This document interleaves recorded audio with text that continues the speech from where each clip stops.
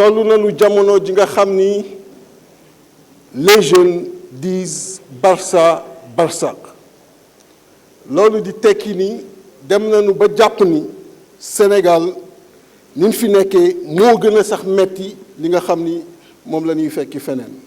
Et pourtant vous avez une partie de la solution entre vos mains, mais cela nécessite que la vision quitte Diamniadio pour rejoindre la vallée du fleuve Sénégal, pour rejoindre les terres de l'Anambé, pour rejoindre les 150 000 hectares qui peuvent être également utilisés. Je vais vous donner un exemple très simple.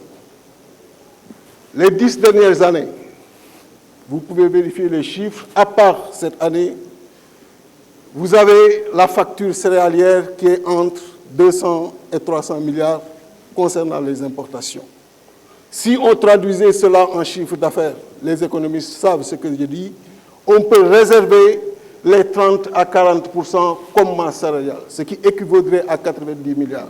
Même si on prend un jeune, on lui alloue 3 millions de salaires annuels, l'équivalent de 250 000 francs en salaire mensuel, on aurait aujourd'hui sorti 30 000 Sénégalais du chômage. Donc, on est en train de sortir des devises, d'enrichir d'autres, alors qu'on a la possibilité de l'utiliser à l'intérieur pour régler la question du chômage, mais pour également régler la question de la souveraineté alimentaire.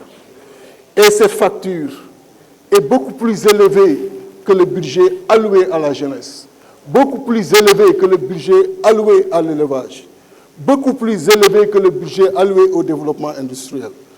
Comment peut-on comprendre, chers collègues, qu'après 60 ans d'indépendance, que 60% de nos compatriotes restent encore au niveau 1 du classement des besoins de la pyramide de Maslow?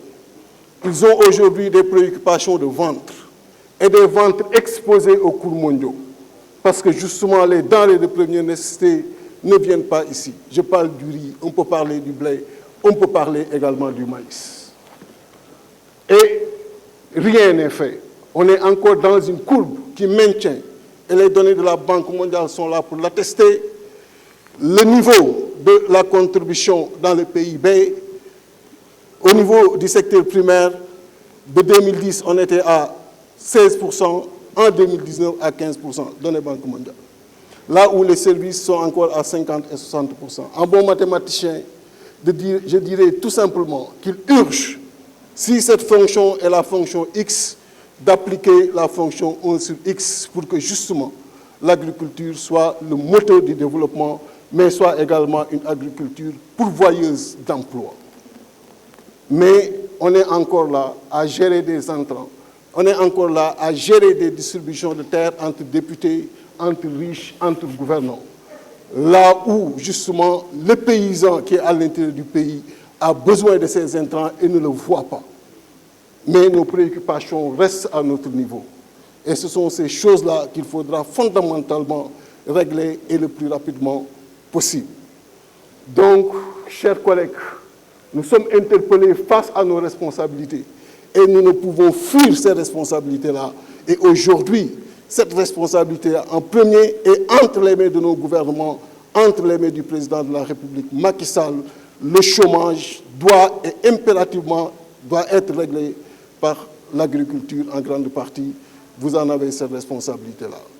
Donc, il faudrait que cette vision, je l'ai dit tout à l'heure, quitte Diamniadio et rejoigne la vallée du fleuve Sénégal, l'Anambé, pour que ces terres soient exploitées et nous détacher du manque de souveraineté qui nous a brutalement aujourd'hui mis devant nos faiblesses quand la Covid est arrivée, parce que le 3 avril 2020, quand les acteurs faisaient leur conférence de presse, on était juste à 3 mois de stop, ce qui est inacceptable. Je vous remercie, chers collègues.